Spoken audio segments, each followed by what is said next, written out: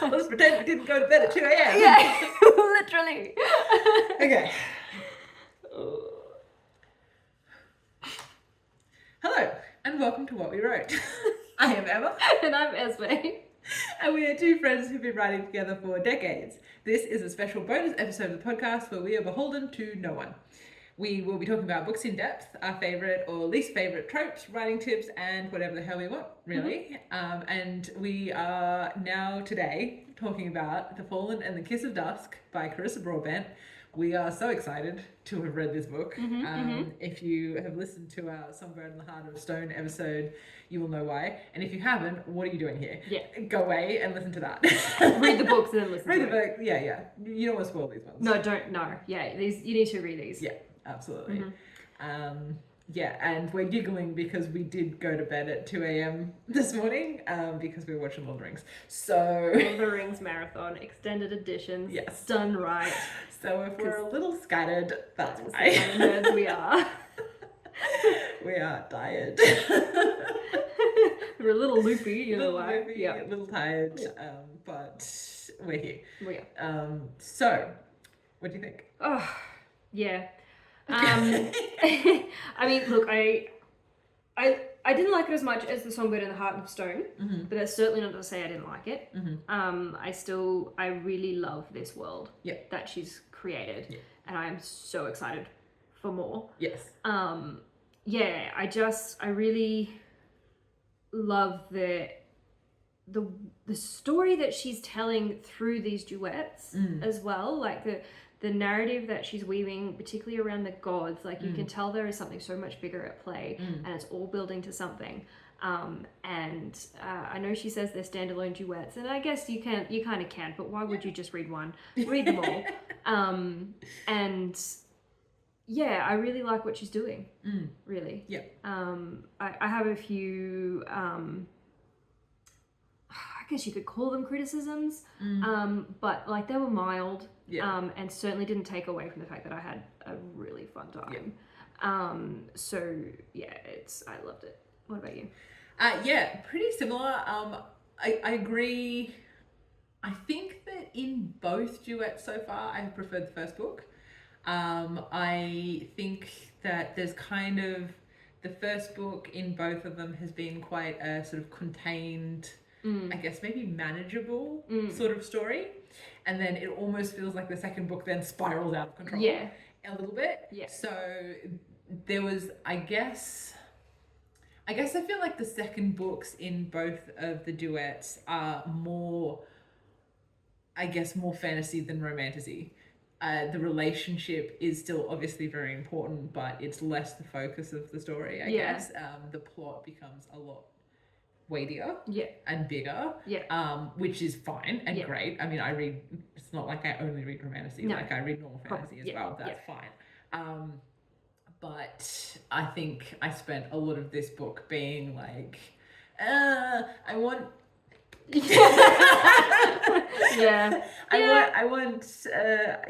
guess I miss the focus on the character relationships a little bit. I can see that, and I have a couple of thoughts on that as well, which I guess we'll get to in the non-spoiler version. Yes, I gave it 5 stars on Goodreads. In fact, I'm not sure if I gave Songbird 5 stars, but I probably should have. I think I gave Songbird 5, and I think I gave Fallen a Class of Disc. Class of Disc. Class of Disc. I think I gave it 4. That's probably how my rating should be. I'm not sure if that's exactly what I've rated. I did notice that this one has the lowest rating on Goodreads. Oh, does it? Of the 4 books. So I guess other people felt similarly, but that's not to say that this is not a fantastic book. It's still worth reading. I'll still recommend it. And was screaming, crying, throwing up most of the way through. 100%. That's pretty much all I've got without spoilers. And I will say, like, obviously I want you to listen to the episode, but I also feel like this is one, if you have any interest at all in reading these books, I would not listen to this episode until you've read it.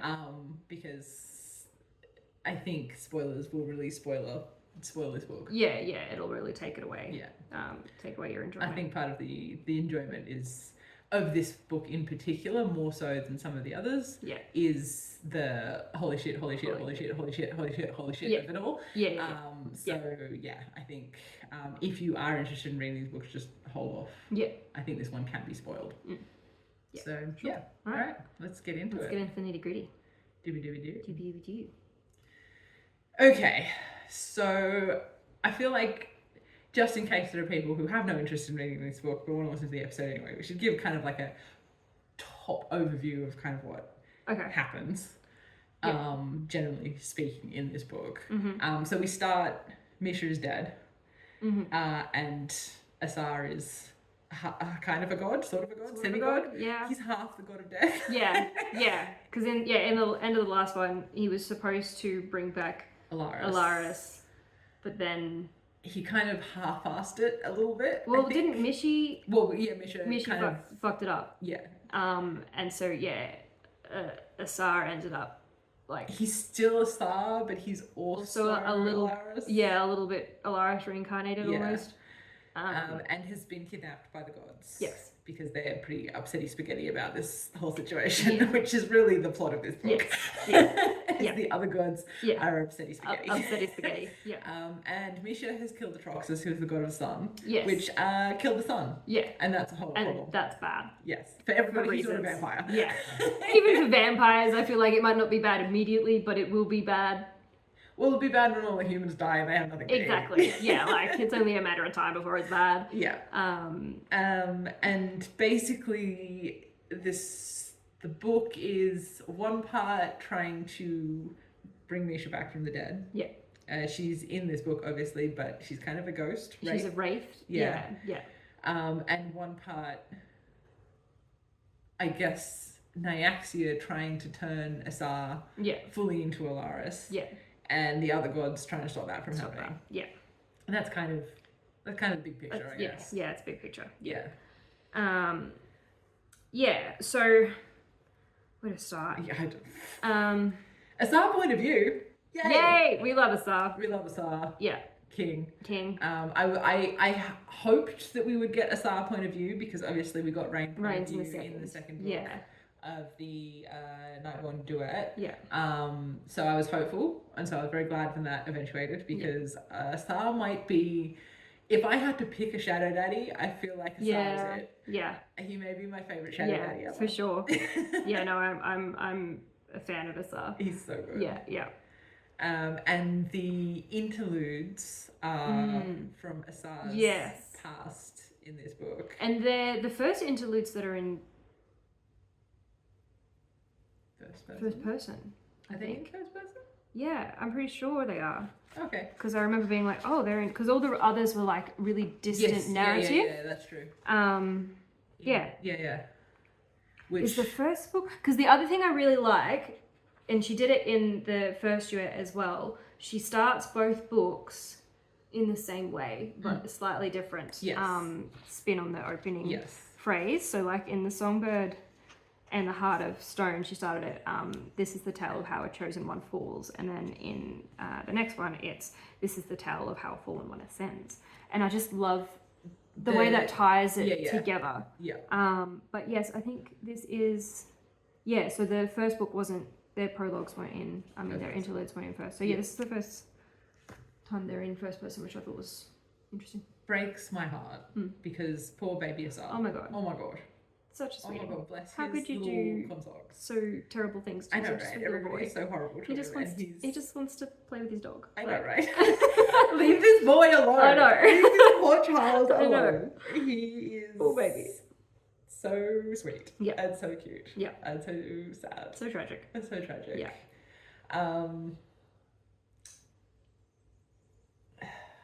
I just don't know where to even begin, really. Well,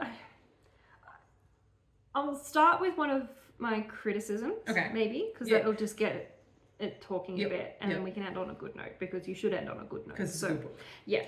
I do think that she relies a little bit too much on the MacGuffins.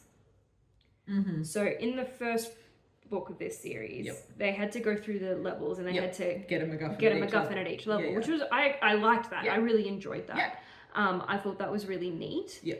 Do you think she repeated it again a little bit twice in this? Yeah, there are more MacGuffins. More MacGuffins that they both had to go and collect. Yeah. The only thing that I did like was the opposite, where he left MacGuffins. Yes. For her. Yes. I thought that was a nice twist, and if it had just been that, I'd have been okay. But because we'd also had the other MacGuffins, it just felt a little bit repetitive for me. Yeah, I guess it's true. I can see why she did it, because I think like MacGuffins are a good way to give structure to a story. Well, yeah, right? and I think you do need MacGuffins. Like every story has a MacGuffin. Yeah. But I think it was just a little MacGuffin heavy. Too many MacGuffins. Too many MacGuffins.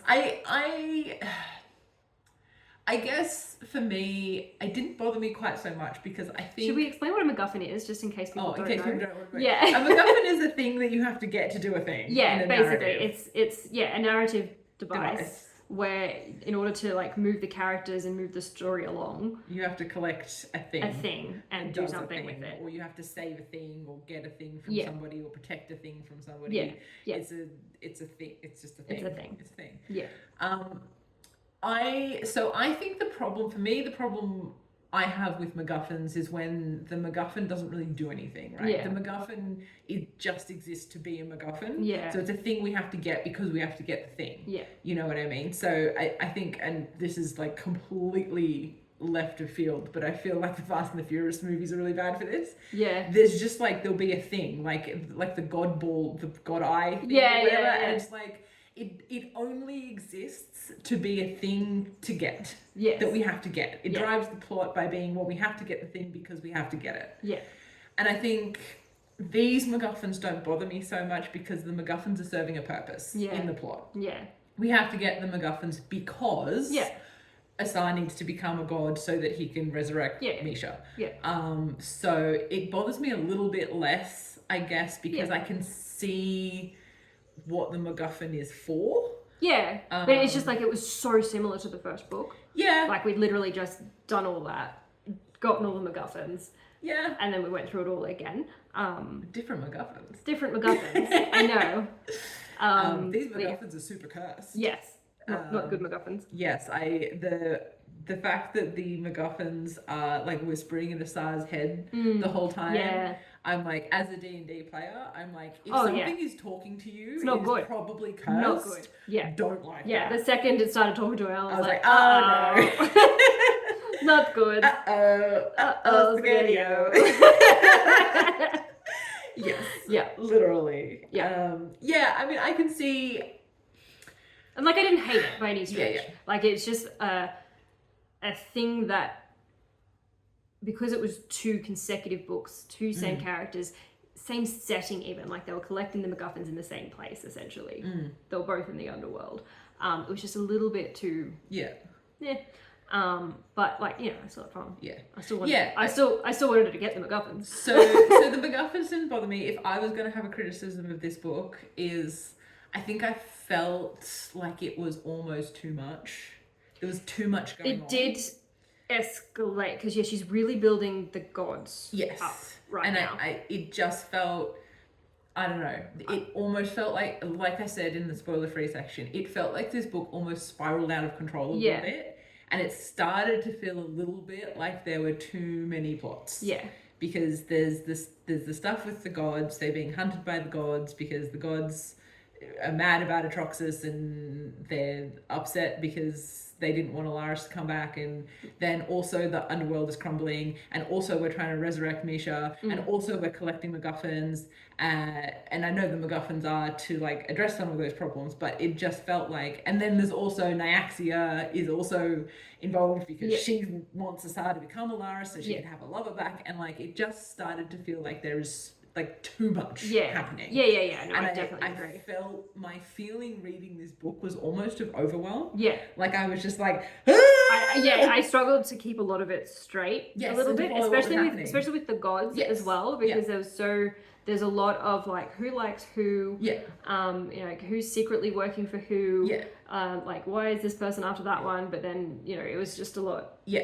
So that my big complaint about this book was it felt overcomplicated, I think. Was kind of my problem. So the MacGuffins honestly didn't really register for me as like repetitive or whatever, because I think I was just like, what's happening? Because there's kind of like you say, there's kind of like there's one faction of the gods that seem to have been kind of pro Atroxus, anti Alaris, and then there's Nyaxia, who's obviously strongly pro Alaris. And then there's Asaja. I have no idea how to pronounce her name. The fate goddess. You know, that's one of those words where I know I saw, but I think my brain just went every time I read it. It's like Acacia, I think is how I pronounce it. Acacia, okay. Because it's Acaeja.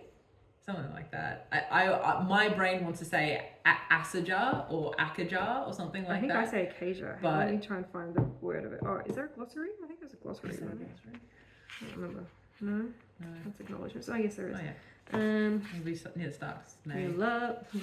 Thank you for that help. Yeah, Acaeja. So Acacia is how I pronounce it, I think. Yeah, well, I think I just kind of was one of those words where I just kind of looked at it and I was like, same. I don't know how to say that. It's like that meme they were on their way to. I just glanced across it. I was just going to Google it and see if there's somewhere. Kept thinking, like, I'm going to have to figure out how to pronounce this because we're going to do a You gotta have to, episode. Oh, I forgot. Acaeja. Yeah, Acacia. Yeah. Okay. Yeah. And then I don't know what her situation like. Or Ja. It might be a hard Ja. Ja. Don't know. So Acacia. Acacia. Okay. Yeah. So she seems to be kind of helping Asar and Misha. Yeah, she seems to have like she seems to be not quite sympathetic, almost sympathetic to Nyaxia. Yes. But not quite, like still not really working with her. No, she's kind of Sweden. Like she's just kind of in the middle. Yeah. Switzerland. Just kind of like she seems to be a little bit playing both sides. Yeah. And I didn't really understand why. Yeah. I presume I did start to see, I think, and I'll have to I'll have to go back and reread them. I want to. I was thinking of actually doing the audiobooks. Looking back, I think there have been actually quite a few signs of her. Yeah. So interference. She definitely, because she was. I feel like she showed up. Where did she? She showed up somewhere else. Yeah. As a positive force. But then when you read, because obviously there's also the novellas. I feel like in the Slaying the Vampire Conqueror, I was kind of like, oh no, she's kind of a bitch. Well, I mean, I think that's the thing though. None of the gods are good people. No, obviously not. Yeah. They're terrible. Yeah. But I was kind of, I think having read that, I was like, oh, and now I am even more confused what I feel about her and like her interference. But I guess because she's the goddess of fate, so like maybe she's just pushing things one way or the other without like there's no kind of like the gods are completely immoral in these books, so there's like no sort of right or wrong. No. So she may, I guess, just like nudging things one way or the other, but she was definitely helping Asar in this book. Yeah, well, I'm pretty sure she sent Vincent, didn't she? Did she? Possibly. I think I don't know whether that was explicitly said or if that's just what I thought. Assumed? No. I got the feeling that it was Vincent that she sent Vincent to. Because I originally assumed that Nyaxia had, and then he explicitly says that it wasn't Nyaxia. Yeah. So I was like, oh shit, who is pulling Vincent's strings at the moment? Yeah. So maybe it was her. Yeah. But this is, I guess there's an element of like, you know, probably it's all going to become clearer in the last duology, but also like I guess from if we're on a kind of negatives point of view, I don't want to be so confused. Yeah. Like. Yeah, I think it's one of those. It's really hard to build the stakes and keep a lid on it at the same time. Yeah.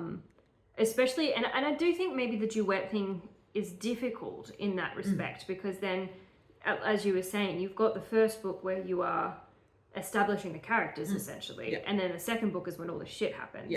And so you're really only giving yourself one book to develop like that part of the narrative. And I also think like because now we have two duets to look at. Like I do feel there's a real pattern. Oh yeah. Of the first book is quite a small and contained story. You know, so like in the first book, the first duet, it was the Kajari. We're locked in the Kajari. We're doing the trials. The trials are giving the narrative a very structured kind of progression. And in the first Shadowborn book, we're working our way through the underworld. So we're working our way through the underworld. Again, we have a very clear structure. We, you know, go to a level, get the MacGuffin, and move on. And then in both the second books, it's then like, she goes wild. She goes wild. I just think that, and I did feel a little bit this same thing in the Ashes and Sarkos King, that it was a little bit like, holy shit, that escalated.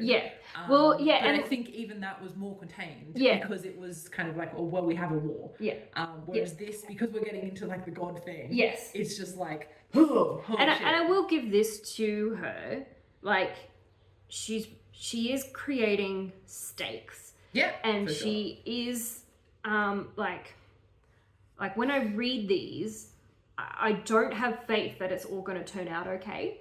Like in a good way. Because I think that she would have the chutzpah to kill the main character that I love. Like she, and not necessarily in a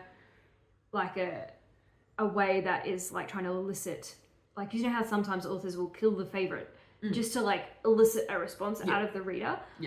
Like I feel like I trust her narrative. But I don't like. I'm worried about where they'll go. Well, so the thing with this book was I was very afraid throughout this whole book that, not that she was going to kill someone, I was afraid she was going to do something much, much worse and have Asar become Alaris. And truly, well, basically what happens is he forgets himself and he becomes a god and he's no longer Asar. And thankfully, spoiler alert, but thankfully she fixes it. Misha fixes it. But like through that, you're not sure that she's actually going to succeed. Yes, like, exactly. There is a genuine concern. So I was genuinely afraid. I was like, actually worse than killing a character is letting him live. But not be a son. Actually having him there. And that would have, like, I think I would have died, actually. And I was very afraid she was actually going to go there. And it actually wasn't going to turn out okay. So like, you know, like, full props to her. The stakes are there. The stakes feel very, very real. I guess if we're trying to like nitpick some negatives, that would be my negative, is that it just felt like a little bit too much, almost a bit overcomplicated.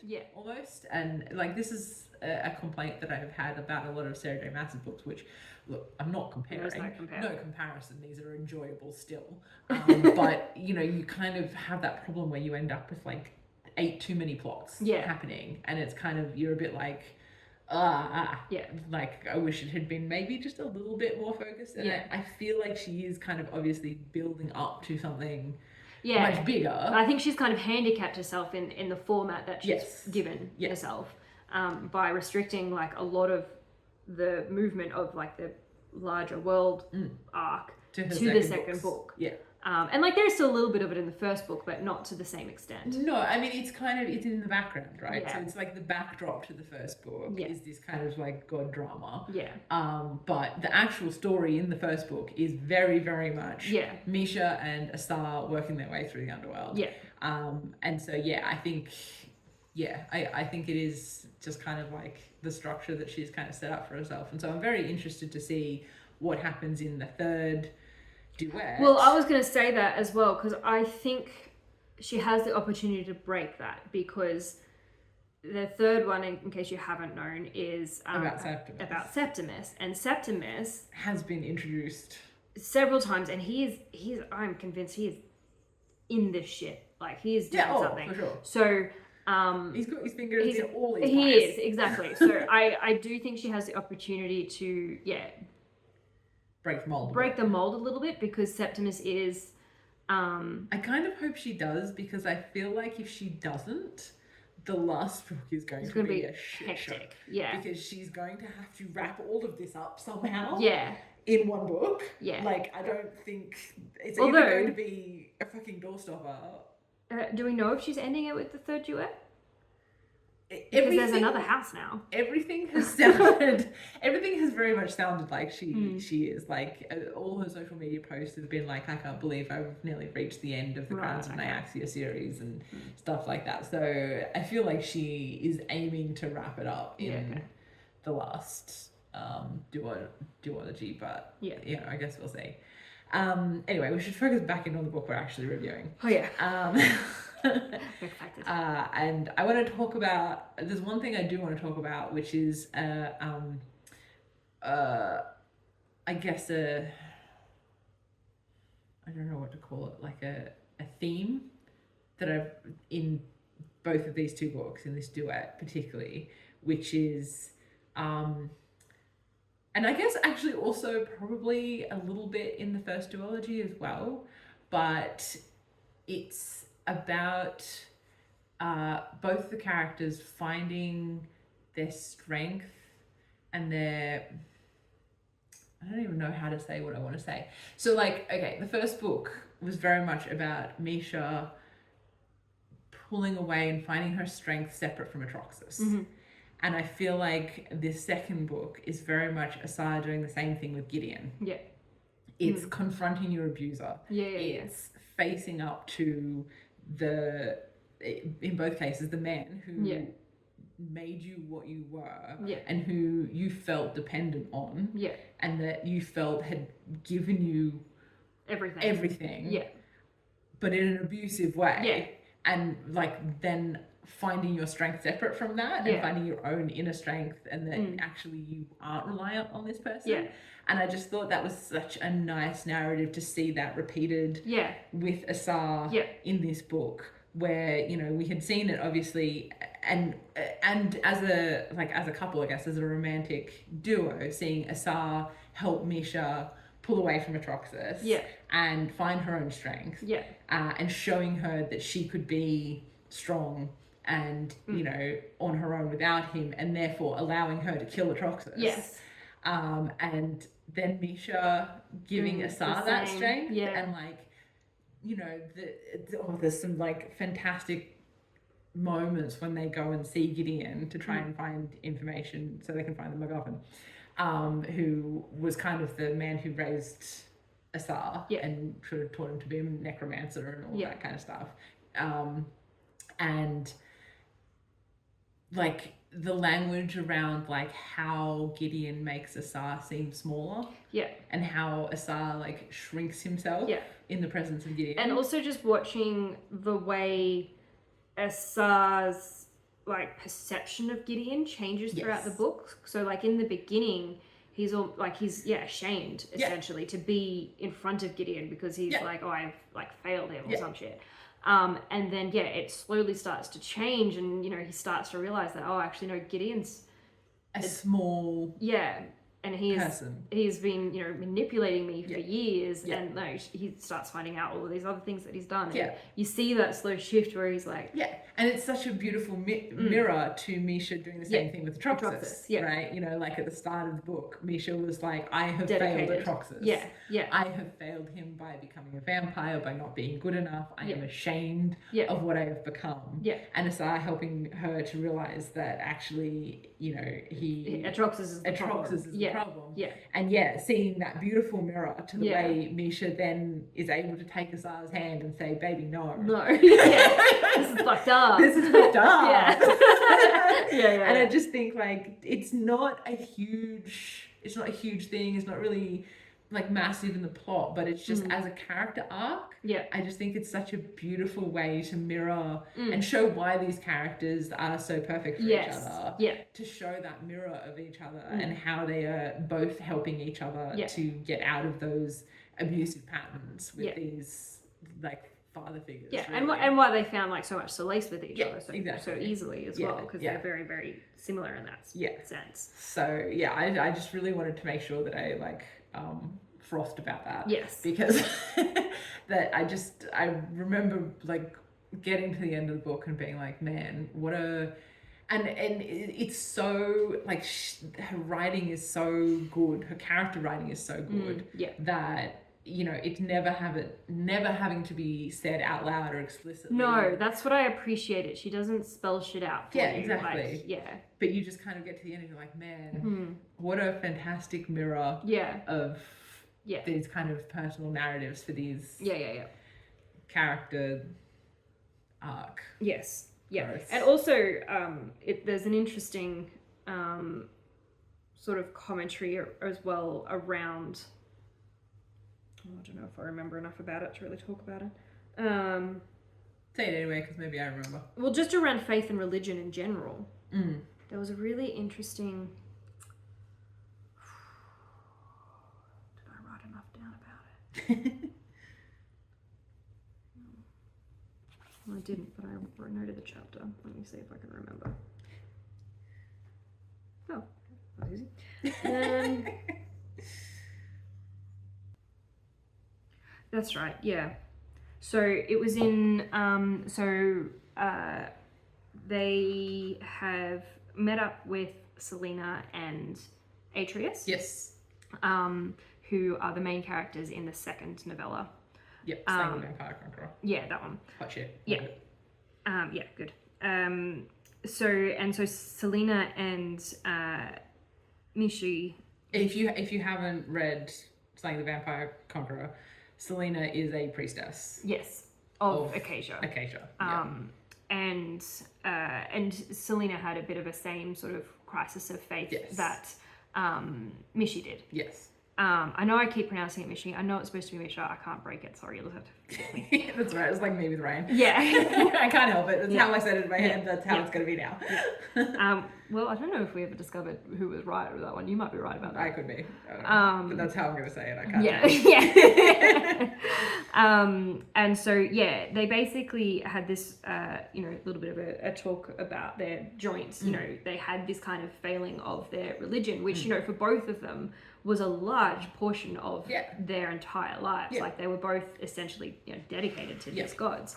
And Mishi in particular was just having trouble, reconciling with that, being like, what do I do now? I don't have that religion. I mean, especially because she murdered her god. Yeah, she she stabbed him. She went a little further than most people do when they renounce their gods.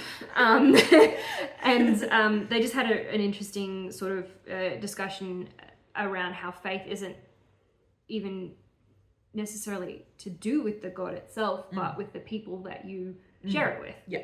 And I just thought that was a really, like, obviously it's easier in these worlds because there is obviously very clearly more than one god. Yes. And they're also very, very, like, present. And they're very, very present. So, it makes sense for people to sort of, follow different gods and whatnot. But I just thought that was a really cool commentary on, and you can apply that to, our theologies, really, which, I'm not religious, but I admire some people with faith and having that faith. Like, that's not something that I've ever been really able to fathom having. And, that connection that they form within their people. The social aspect of it. Yeah. More so than the god, the community, the actual god, and sort of things. Like, that's the nice side of religion that I think would be good if people focused on a little more. Yeah. Which I think also ties nicely into Sasha, Misha's sister. Oh yeah, I pronounced that Sasha, I think. Sasha, yeah. That's what I said as well. So because she is kind of haunting the narrative, really. So she has become one of these kind of soldiers of one of the gods. Yeah, which god was it? Shiket, I want to say. Was it? It was the one with all the knives, I think. I thought it was the no, I don't think it wasn't the one with the knives. No, I think it was one with the knives. The one with the knives ended up helping them, didn't they? It wasn't. that one. It was, how the fuck was it? Give me the gods. X. It was like the tiny one, wasn't it? Where are the god names?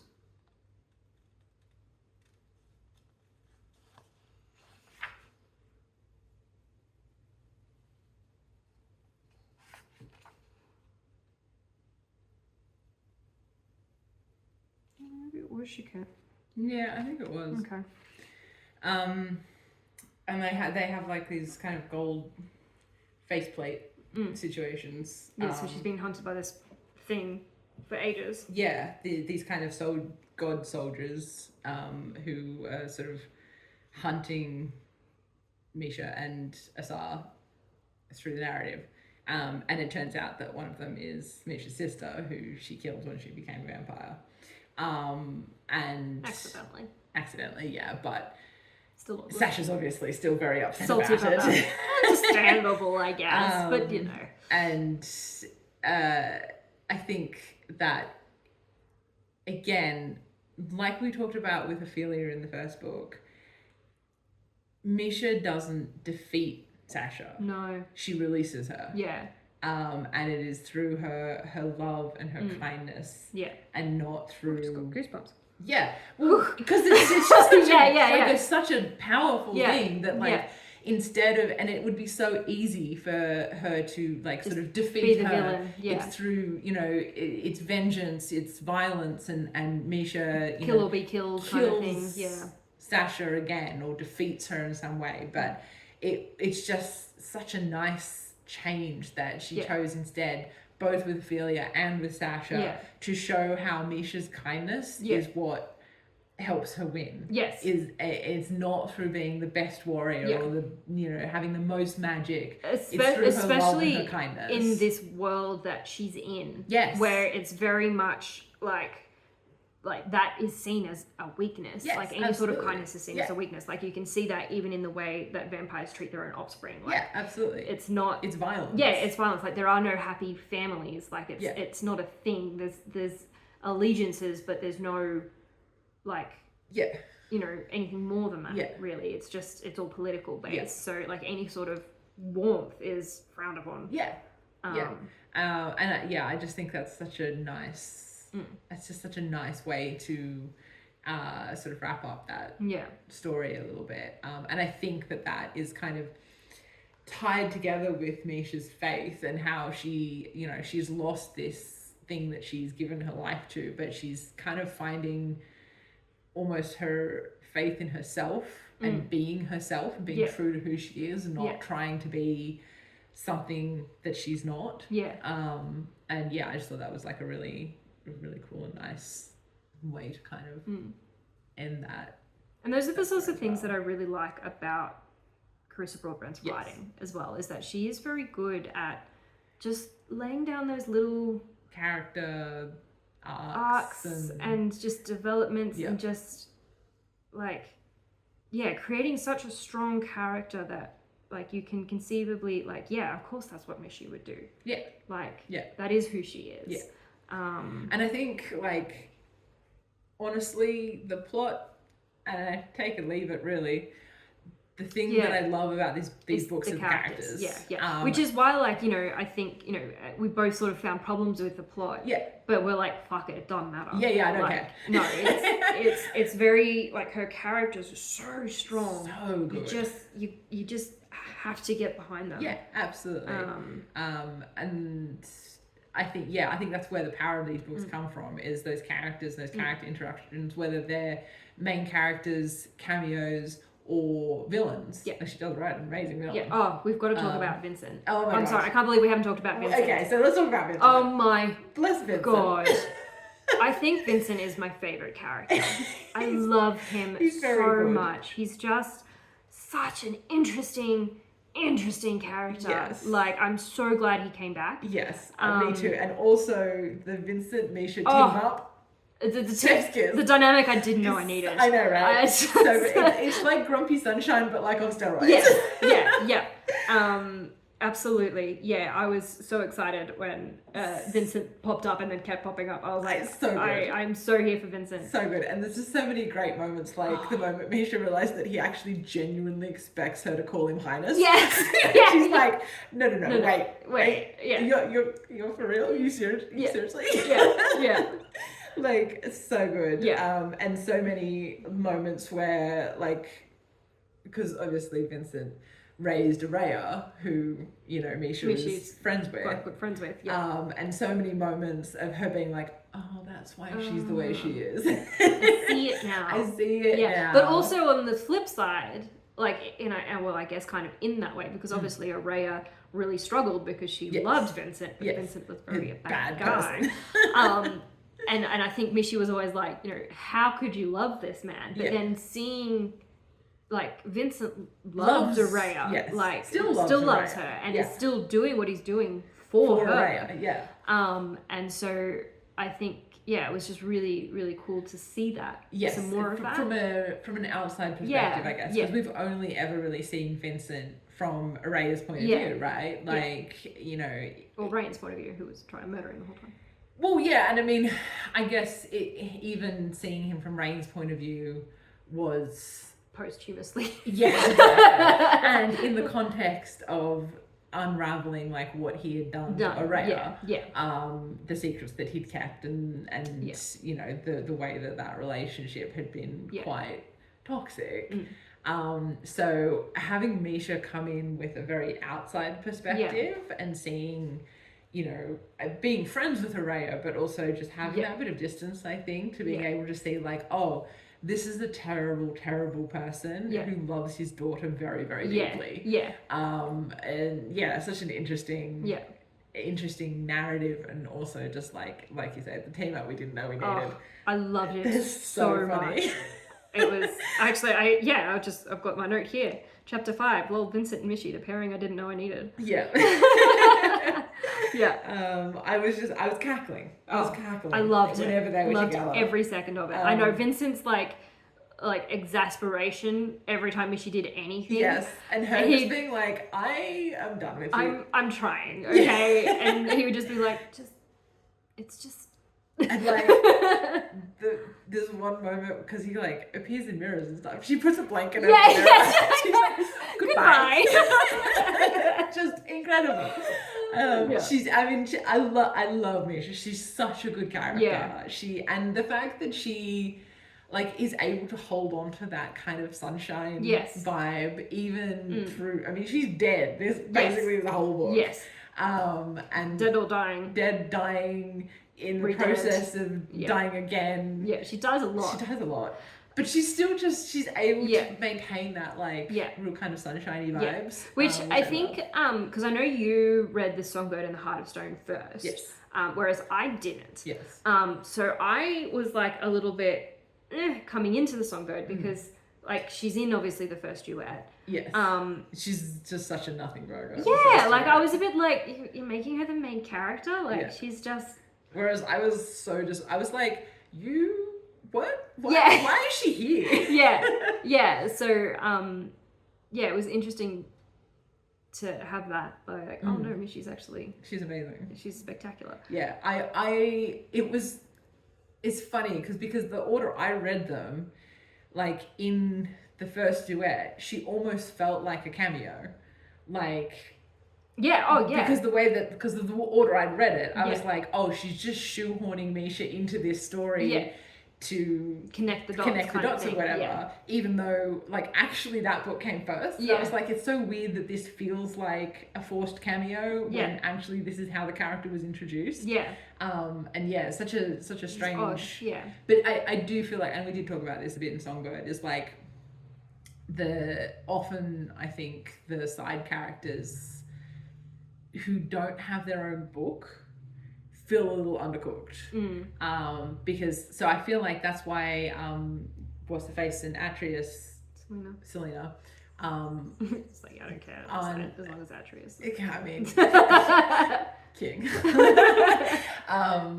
But I feel like that's why, like, their cameo feels fleshed out. When I read The Fallen and the Kiss of Dust when they appeared, I hadn't read Slaying of the Vampire Conqueror, and I hadn't like had anything to do with it. Like I knew it existed, that's about it. But as soon as Selena and Atreus appeared in the form of the Kiss of Dusk, I was like, oh, these guys are in a properly developed, right? Yeah. So I feel like unless she's written a book about them, she's maybe not very good at building that character off page a little bit. So like Misha didn't feel like a properly developed character in the first book. Septimus is... I feel like Septimus is a bit special because I feel like she's probably been planning him because I feel like if his books are going to be sort of the big conclusion, I feel like her seeding him through has been much more deliberate, and he's always been much more connected to the plot, which I think is the problem. Was the problem with Misha. She was kind of just there. She didn't do anything. She didn't really contribute anything. It's like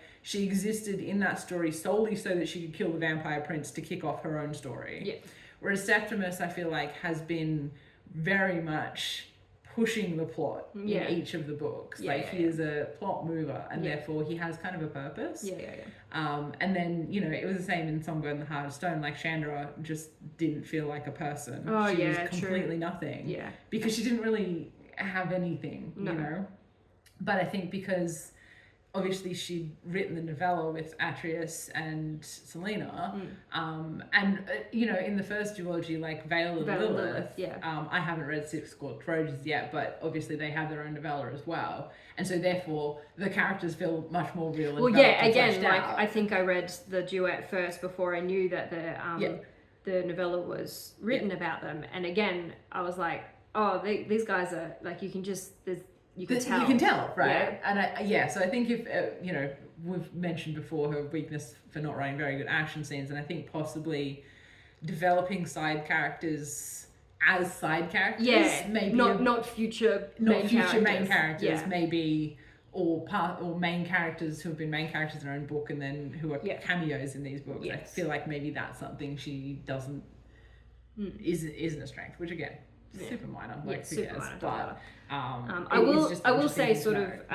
as a flip side, like a positive note to her characterization, not so much on her side characters but her main characters, is that she's very good at remaining true to them. Oh, absolutely. Which is something that I really respect. Yes. At no point in any of these books have I thought, oh, he wouldn't do that though.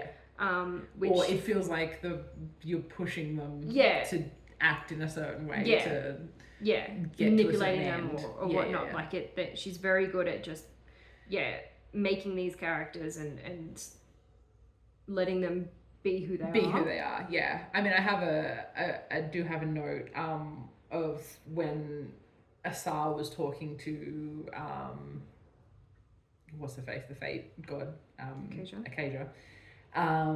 It's because my brain just like blanks over her name every time. Just goes, and now I can't remember it. So obviously she kind of comes to Asar and is like, this is what you have to do, basically, to save Misha. You either become a vampire king or you become a god. And if you become a god, you save Misha. And the line I wrote down was, billions of threads and not a single one where you say no. And like I wrote that down because I was like, obviously. Like in that scene I had no fear that Asar was not going to choose to save Misha, because again, like you were saying, the characterization is so strong that there's no universe in which he doesn't make that choice. And like that flows through all of the decisions that he and Misha make. And I think feeds into the strength of their relationship, because like, yes, like throughout this book, the underworld is crumbling, it's falling apart. There's ghosts busting through the veil all the time. Like shit's a mess. And just move. Oh, I'm trying. Oh, okay. I thought you were trying to be quiet. No. I'll just stop talking while you move. And there's multiple times where Misha is like, I'm just going to rip a new hole in the veil so I can save us up. And I'm like, guys, you were supposed to be trying to fix this. Stop that now. But like, that's what they do. You know, that's what they do for each other is they would tear down the world for each other. And even when it's a stupid choice, they still make that choice. I guess staying on characters. I know we're not really talking about the plot much just because I don't really understand what happened. But talking about characters still, like Asar, obviously, like this is kind of Asar's book. His is the kind of the main sort of story. And I love a bit of competence porn.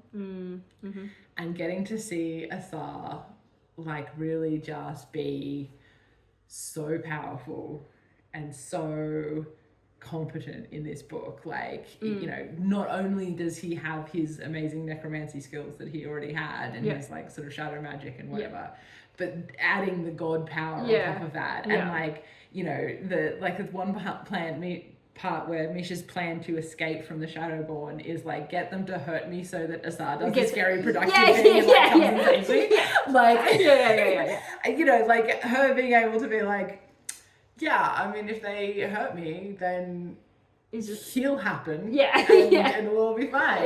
You know, and like just getting to like revel in him being like crazy competent and powerful. Especially because it's kind of mirroring that narrative, right, of Gideon making him feel small and weak and because so much of this book as well is about Asar's failures. You know, his failure to protect the underworld, his failure to resurrect Ophelia. You know, it is a story of him failing to do the things that he tries to do. So letting him get to be like just crazy powerful and confident was like I was like here for it. Juicy. Oh yeah, we do love some competency porn. Oh yeah. Get me a man who can do some things. Absolutely.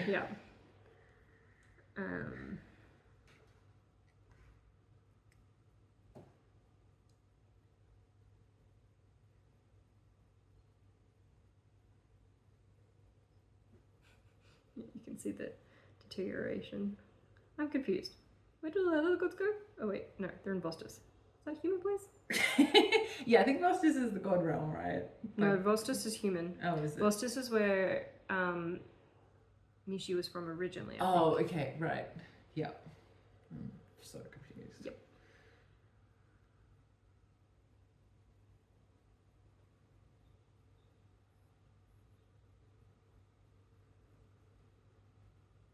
I'm very happy, but also a little confused. Is Mishi a god now? Asar has half a good heart? Are they both half gods? Yeah, I'm not exactly sure what the implications of the ending is. No. I was too wrapped up in he cut his own heart out for her. I was like... And then Luz went and got it for him. Oh, I love Luz. I love Luz. And she's so good throughout this book. Again, like, just being the best girl. The best good girl. The best good girl. Yeah. Fucking love Luz. Obviously, we also get Rain and Aurea cameo in this book. Sort of pulling the threads together, I guess. Despite Misha's continuous insistence that they not go to the Night Court and bring all this shit to the Night Court with them. Asar's like, you're dying, we're going. You're unconscious, so you can't complain. You can't complain. And then we're going. And I did find the sort of Rain and Asar dynamic quite fun. Like Rain kind of being like almost like the protective older brother about Misha, and that was very cute as well. Asar being like, I'm burning down the entire world to save her, please fuck off. And Rain being like, you better not hurt my girl. Like, yes, it was very cute. Very, very cute. And Misha being like, I didn't write because I was dead. Yes. Yeah. They were like, come again? Come again? No, what the fuck? Oh, and by the way, I'm still dead. Still dead. Still dead. Don't worry about it, we're trying to fix it. So fine. So fine, don't worry about it. Good times. And I mean, also, like, so originally Rain comes to the Shadowborn castle to try and rescue her. And she uses the mind compulsion on him to make him go away. Broke my fucking heart. I was like, no, don't do that. Don't do it to our teddy bear, Rain. That's so sad. It's mean. It's so mean. And then Asar, later takes her to them. Which is very good fun. Yes. And Misha saying to, I think she said it to Rain, he makes me want a happy ending. Yeah. Like, oh my god. Oh, there's some banger lines in this book. There is, yeah. Yeah, there is. So cute. So cute. Also, I guess, given this is a romantasy, we should touch on the sex scenes. Yeah, she did this, so like in the first duet, she did a cool thing where obviously they got together in the first book. Yes. Then Rain killed her dad. Yes. And that kind of killed the mood a little bit. Yeah. So then she could almost like start again and build the anticipation up again. Yeah. And she did something not similar, but like a similar sort of thing in that she got blocked it. She put a barrier in the way, being that she's dead. Yeah. And so she kind of either doesn't have like a very corporeal form, or she does, but touching her kind of kills Asar. Yes. So she kind of drains him. Yeah. Which they get creative. Around. Yes, they basically get some very creative sex scenes. Whereas they have sex through a sheet. Yeah. Which I thought was. I was like, look, you gotta make do. You gotta make do. Yeah. You gotta make do. Yeah. There's a lot of like clothes on sort of contact. Yeah. Still a lot of yearning. Exactly. Yeah. The yearning is so good. And then I can't remember something happens and she becomes more real. Yeah. And the first thing they do is fuck. Yeah. Which like immediately. Good for them. Yeah. Honestly. Wow. Which of course, very hot again. Yes. Her sex scenes are they're pretty good. Excellent. Yeah. And like I don't know how she made sex through a bedsheet sexy. Yeah. I was when they started, I was like, what? I don't know if I can get it. I was like, never mind, I'm fine. I'm in. It's all good. It's all good. We're okay. Yeah. We're okay. Very creative. We're but totally... she's very good at that. Like, creating obstacles in order to like keep the tension. Yes. Without making it like just fucking annoying. Misunderstanding. Trope bullshit. Yeah. Or like we're mad at each other for no reason. Or yes, Araya and Rain were mad at each other. But as we discussed in that episode, super valid. Pretty valid. Yes, so exactly. So that the relationship with Asara and Misha is just fantastic. It amazing. Continues to be great. Yeah. And then I guess the ending. So as we've kind of discussed, she kind of puts these interludes through, right? Where you get like little snapshots of, in the first book, Misha's past, in the second book, Asar's past. Mm-hmm. And so at the end, Asar uses the MacGuffins, basically ascends to godhood, kind of becomes Alaris, sort of. Yeah. And Nyaxia kind of like Sorry, sweeps him I'm away. remembering now. To kind of sweeps him away to be like, he chooses to save Misha's life, makes a deal with Nyaxia to save Misha's life, and goes away with Nyaxia. Yeah. The last interlude is empty. Like it's just it's almost like the Twilight thing where she just did the months on the pages when Bella was like freaking out, but like the interlude that happens after Asar. Oh yes, no, I did. Yeah. After Asar goes with Nyaxia. Yeah. It's just empty. Empty. Because he's not him. He's not him. Yeah. Oh my god. Yeah. I was screaming. Yeah, and the chapters change from Mishi to not Mishi, from Asar to God of Death. Yes. As well. And are in third person, I think. They become third person rather than first person. So it's no longer Asar telling the story. Oh, yeah, I don't think I even noticed that. Oh, didn't you? I made a note. I was like, oh my god, Asar's chapters have switched to third person point of view. Because it's no longer him telling us this. Oh my god, like epic. Just using. Oh, I love using language like that. Yeah. There are no more tales to tell. A god has no need of a mortal past. I'm getting goosebumps. I know, right? Literal goosebumps. I screamed. Yeah. I screamed. The scream I scrubbed. Like I freaked out. And like using things like that. Yeah. Just in the language, the structure of the book, using an empty page to tell us that he is not our Asar anymore. Yeah. Oh, yeah. Broke my fucking heart. And then I think I didn't write many notes around that because I think I was just like golden capital O. Like, oh my god. Pretty much. I have a note about Misha saving Sasha. And then I have I'm sobbing. Oh my god, thank fuck Luce is here. Yes, Misha, bring him back, please. Yeah. So I'm like, no context. Yeah. I don't know what I was talking about. But just, oh my god, it's like, it was just such a poignant way to, and I was real scared at that point. So I was like, oh no. Yeah, because she did it. Like, it was done. It was done. Yeah. It was done. And then I'm trying to remember what happened. So then they went to, he was leaving Misha.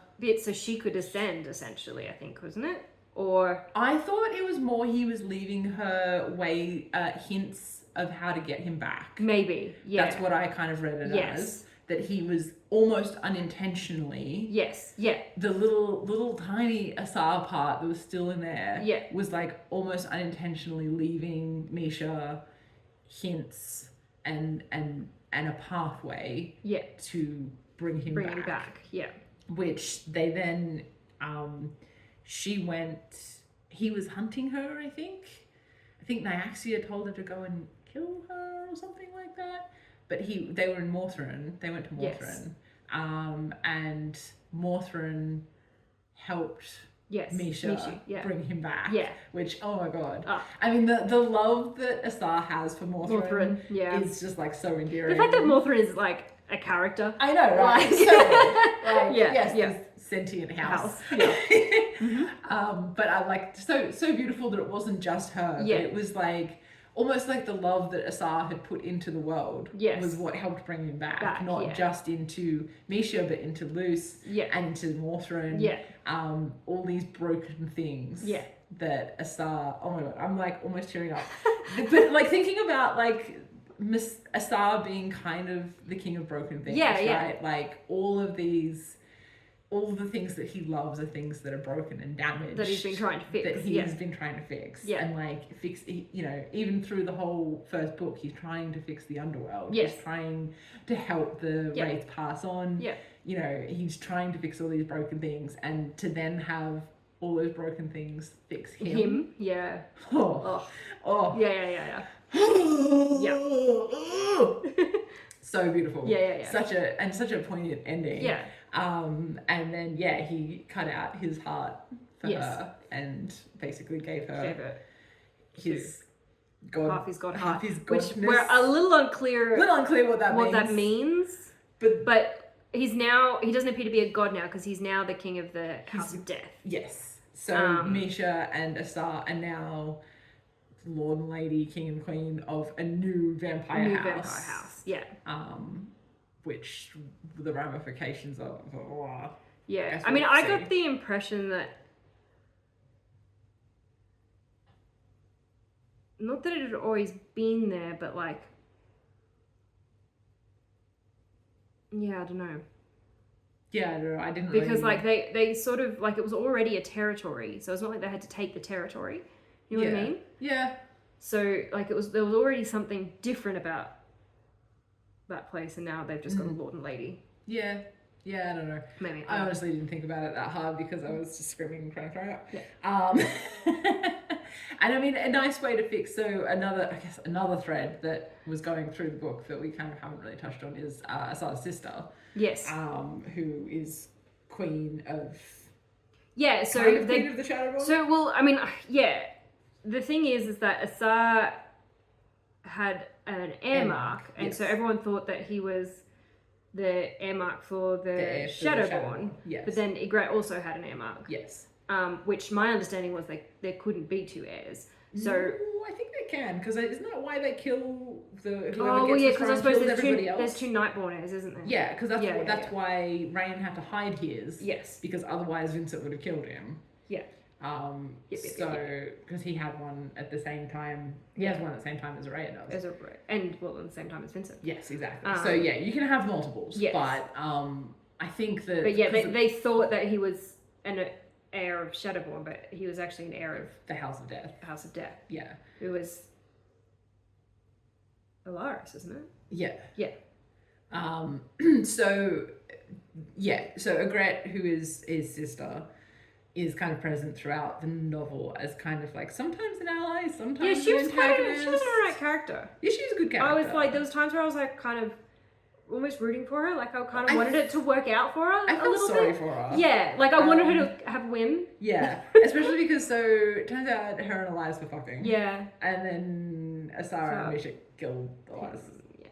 Oops.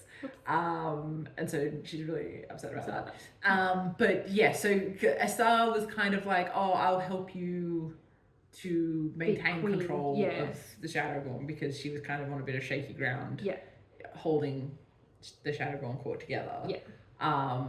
But he was really just kind of using her so that he could get his MacGuffins. Yeah. And that didn't really work out super well for her. No. But I guess the only reason I really raised that, because it's kind of not really that important, but it's kind of making Asar and Misha the king and queen of a new house kind of is a nice way to fix that conflict. Yeah. So, because otherwise it's like either they have to kill Ygritte and take over control of the Shadowborn, or which no one likes them. Nobody likes them. It's never going to go well. And I feel like neither of them really wanted to be the rulers of the Shadowborn. No, neither of them really liked the Shadowborn. Yeah, exactly. But then if they didn't and left Ygritte as the ruler, she was going to keep hunting them forever, because they're theoretically a threat to her rule. Yeah. So now they have their own. It kind of like removes that little bit of conflict, and just kind of, it's not kind of a nice way to sort of tie that up, I thought. Yeah. And the last line I have written down is, which I think really sums up this book, is strength is measured by the sacrifices we refuse to make, which I think is kind of that's kind of the thesis of this book, really, is, you know, what was Asar willing to sacrifice to save Misha? Himself, his humanity, and also the fact that he wasn't willing to sacrifice her. Yeah, exactly. So I thought that was, some really nice lines in this book that really kind of, she has a really good way of succinctly summarizing. Yeah, and not in a way that she's telling you what to think, but in a way that she's like leading you on to then, you know, look back and go like, oh yeah, that is what we're doing. That's what we're doing here. Yeah, like she encourages you to think about it yourself rather than just telling you what you need to think. Yeah, exactly. Which is really, really like a nice subtle way I just of love storytelling. I love how like coherent the themes are without being super obvious, or like beating you over the head. Like it's so clear when you look at it. You're like, wow, that's a really clear theme that runs through this book. But it's not like, hey this is the thing with it. You know, which she trusts the reader will pick it up. Yes, which I love being trusted that I understand subtle storytelling. Which is really great. And I guess, I don't know, do you have anything else you wanted to talk about? I don't think so. I think we've done most of my thoughts.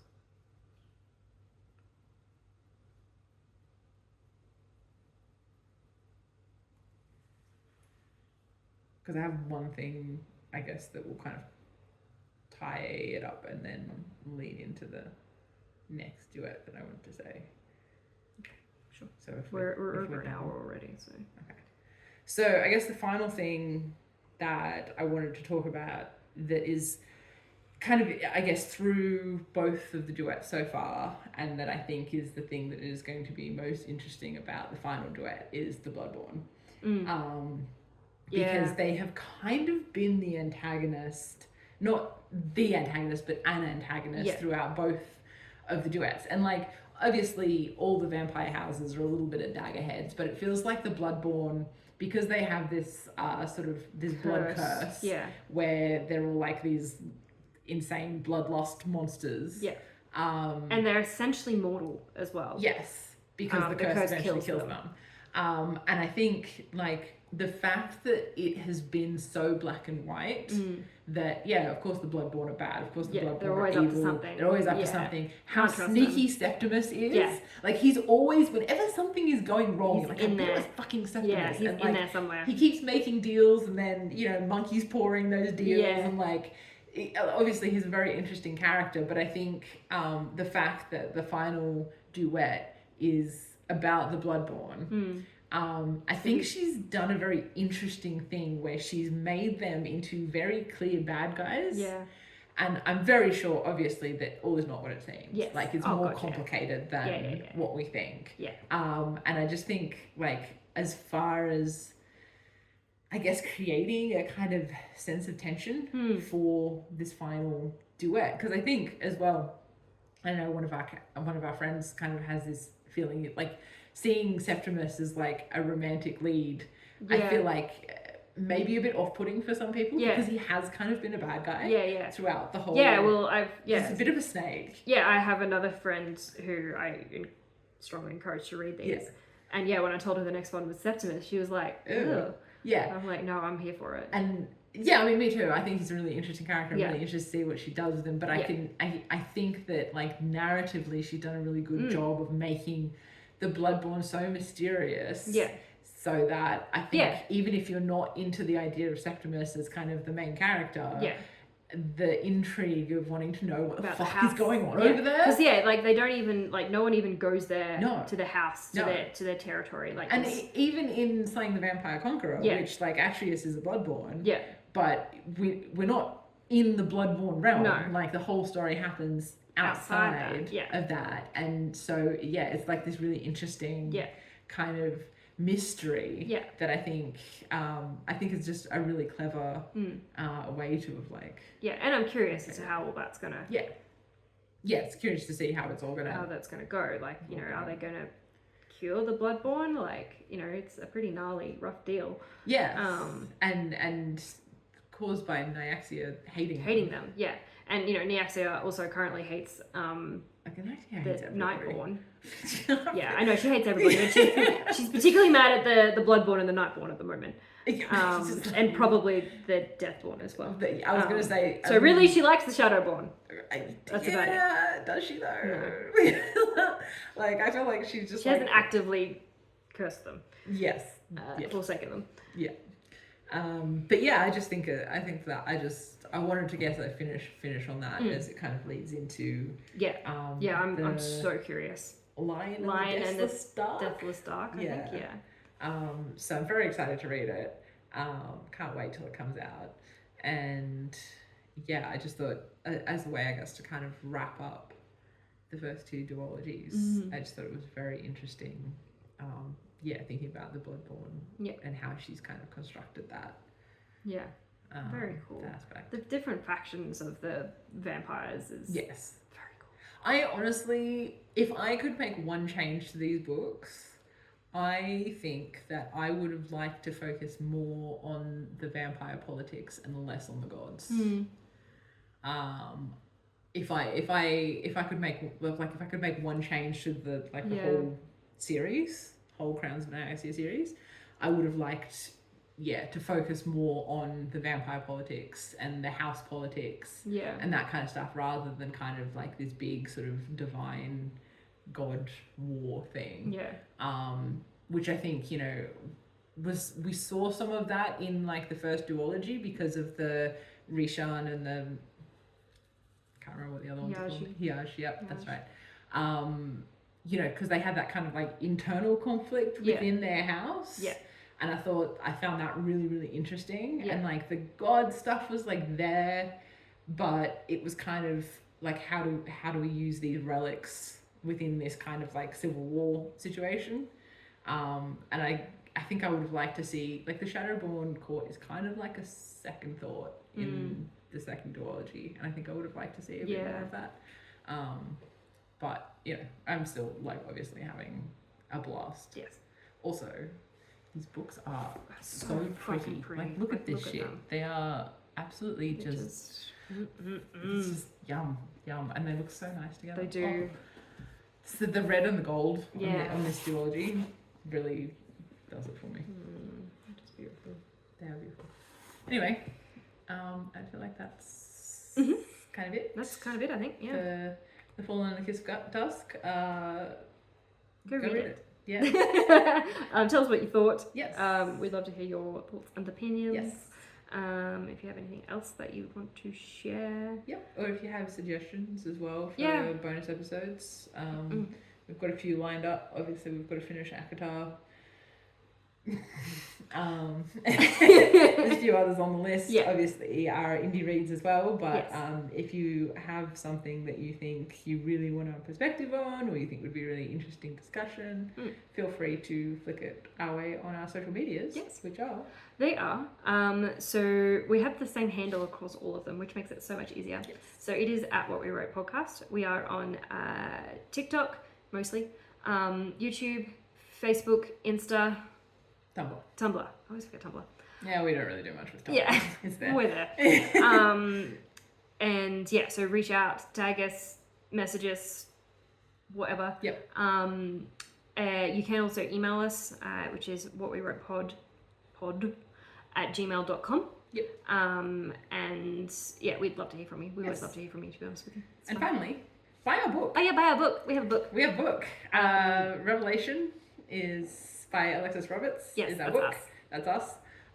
It is out now. Yes. And you not really. You can tell because we're like, I guess it's out now, but it will be. By the time this is out, it's going to be out. Definitely out. I still can't believe it, I think is the problem. Yes. I can't wait until I am holding it in my hand. Yes. But it is out now. It is out now. So we obviously have not actually published it yet, but we will put a link on our website. So if you want to buy a copy, go to the website and there will be. Of course you do want to. Yes, obviously you do. Read it. But yeah, go to the website and we'll have links there for all the places that you can buy a copy. So and should we tell them why they should want it? About what it's about? No, I meant I mean, yes. Revelation is an urban fantasy novel. It is set in Brooklyn. It has angels, it has demons, and it has Mary, who's a girl who has a sight and sees some shit that she shouldn't see. And then has to try and stop shit from going bad. Really, with some hot guys. Some hot guys. Cool. That's pretty much it. Elevator pitch for the win. We need a better pitch. Yeah, that's what we've got. Work on that. Cool. All right. I guess that's it. Yeah. All right. See you next time. Bye.